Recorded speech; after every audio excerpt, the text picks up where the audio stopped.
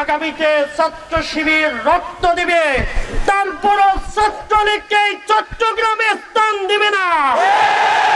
বিপ্লবীরা থাকা অবস্থায় কারোর সাথে কোনো আতাত, পার্শ্ববর্তী রাষ্ট্রকে প্রতিবেশী বানিয়ে তাদের সাথে আতাত মেনে নেওয়া হবে না।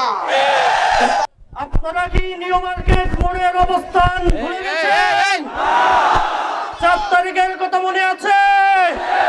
3 তারিখের কথা মনে আছে? 3 তারিখ 4 তারিখ চতুর্থ পাশ থেকে প্রশাসনের যেই ভূমিকা ছিল, কোতোয়ালি থানার যেই ভূমিকা ছিল, সেই ভূমিকা আমরা এখনো ভুলে যাইনি।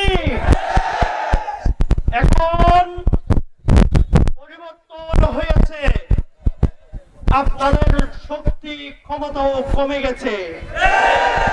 আপনারা ব্লক রাইড দিয়েছিলেন মনে আছে?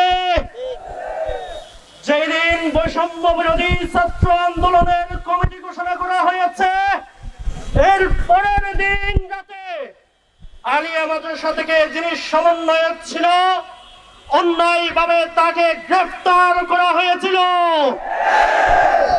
গতকাল সকাল বেলা যে মিছিল হয়েছে, এখনো পর্যন্ত কেন তারা গ্রেফতার হয়নি? এই প্রশ্নের উত্তর আপনাদের কাছে জানতে চাই। আপনাদের ক্ষমতা কোথায় গেছে? যদি আপনারা আপনাদের এই শক্তি সামর্থ্যের জানান না দেন, ছাত্র শিবির তাদের রক্ত দিয়ে স্বাধীন করেছে। শহীদ আলিফ রক্ত দিয়ে সংস্কার করেছে। আগামীতে ছাত্র শিবির রক্ত দিবে, তারপরও ছাত্রলীগকে চট্টগ্রামে স্থান দিবে না। ওই সময় আপনার প্রশাসন যদি কোনো কথা বলতে চায়, আপনার প্রশাসনকে ছাড় দেওয়া হবে না। এই চট্টগ্রাম থেকেই সর্বপ্রথম আমরা সেনাবাহিনী কর্তৃক রাষ্ট্র ঘোষিত যে কর্মসূচি দেওয়া হয়েছিল, সেটা সর্বপ্রথম কারফিউ ভঙ্গ করা হয়েছে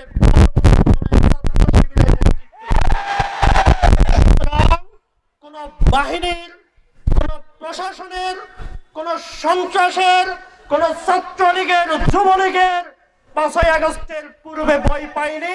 ছাত্র শিবির আগামীতেও ভয় পাবে না।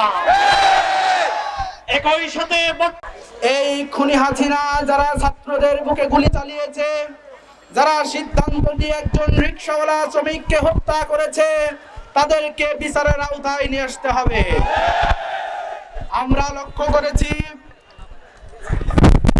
বর্তমান যে অন্তর্বর্তীকালীন সরকার, এই সরকার ছাত্র জনতার ম্যান্ডেটে ক্ষমতায় বসার পরে গত 6 মাসে দৃশ্যমান কোন তাদের সিদ্ধান্তে পৌঁছতে পারে নাই। আমরা লক্ষ্য করেছি আমাদের পরে সিরিয়ায় বিপ্লব হয়েছে, এই বিপ্লবে বাথ পার্টিকে আজকে রাজনীতি থেকে নিষিদ্ধ করা হয়েছে।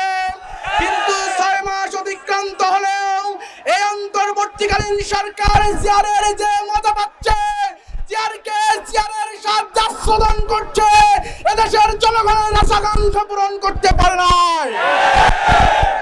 আমরা লক্ষ্য করেছি, আমাদের বারবার প্রশ্ন করার চেষ্টা করেছি, আমরা বলেছি আমরা রাজপথে ছিলাম, আমাদের ভাইদের উপর গুলি চালানো হয়েছে, আমাদের বন্ধুদের উপর নারকীয়ভাবে আহত করা হয়েছে, আমাদের ছাত্র জনতাকে হত্যা করা হয়েছে, এদেরকে বিচারের আওতায় নিয়ে আসতে হবে। কিন্তু লক্ষ্য করেছি প্রশাসন সে উদ্যোগ গ্রহণ করে নাই।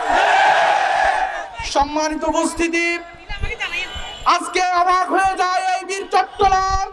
আজকে যেখানে দাঁড়িয়ে আছি, গত জুলাইয়ের 4 তারিখে সেখানে দাঁড়িয়ে আওয়ামী লীগের, ছাত্রলীগের নেতৃবৃন্দ মুহুর্মুহু গুলি চালিয়ে আমাদের বন্ধের উপর, মাদের উপর, ছাত্রদের উপর নির্যাতন চালিয়েছে। কিন্তু এখন পর্যন্ত এই খুনিদের গ্রেফতার করা হয়নি।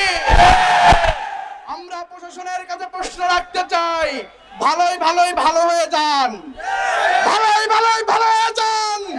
আমাদের কানে তথ্য আছে আপনারা হঠাৎ করে চট্টগ্রামকে নতুন সহিংসতার দিকে নিয়ে যাচ্ছে। যদি তাই করা হয়, যদি তাই করা না হয়, তাহলে দমপাড়া পুলিশ লাইনের সামনে ছাত্রলীগের ছাত্রলীগের মতো নিষিদ্ধ সংগঠন কিভাবে মিছিল করতে পারে?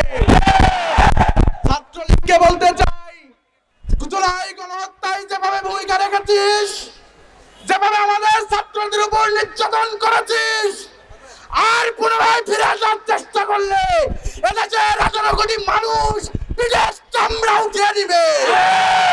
সম্মানিত উপস্থিতি, পরিষ্কার ভাষায় বলে দিতে চাই, শুধু বীর চট্টলা নয়, সারা বাংলাদেশে কোথাও যদি কোনো ধরনের উত্তাল পরিস্থিতি তৈরি করার চেষ্টা করা হয়, দাঁত ভাঙা জবাব দেওয়া হবে।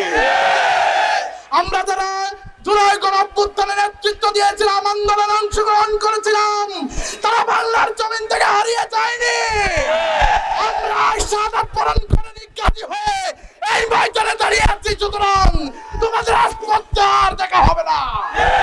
সম্মানিত উপস্থিতি, এই সরকারকে বলতে চাই, গত 6 মাস যাবৎ ক্ষমতায় বসেছেন, চেয়ারের সাথে বসে যে সাদাসদন করছেন, এদেশের জনগণ যে উদ্দেশ্যে বসিয়েছে সেই উদ্দেশ্য করে বাস্তবায়ন করতে পারেন নাই। যদি জনগণের আকাঙ্ক্ষা বাস্তবায়ন করতে না পারেন, তাহলে ক্ষমতা থেকে ছেড়ে চলে যান। বিপ্লবীরা থাকা অবস্থায় কারোর সাথে কোনো আতাত, পার্শ্ববর্তী রাষ্ট্রকে প্রতিবেশী বানিয়ে তাদের সাথে আতাত মেনে না হবে না।